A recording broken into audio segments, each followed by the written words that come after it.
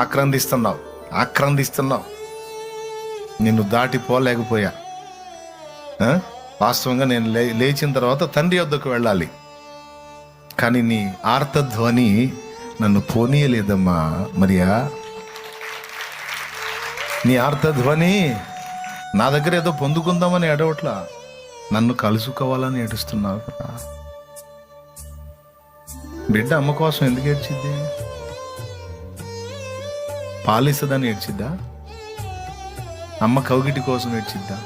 అసలు లాజిక్ చెప్పండి. మరి పాల కోసమే ఏడిస్తే పాలు ఇచ్చిన తర్వాత ఇంకేడవద్దు. కడుపు నిండా పాలు దాగి కూడా అమ్మ ఒడి నుంచి దూరం అయిపోతే మళ్ళీ కేరమని ఏడుపు మొదలుపెట్టి. అంటే అమ్మ ఇచ్చే పాలతో పాటు అంతకంటే శ్రేష్టంగా అమ్మ ఒడి కావాలి బిడ్డకి, అమ్మ కౌగిలి కావాలి బిడ్డకి, అమ్మ కావాలి.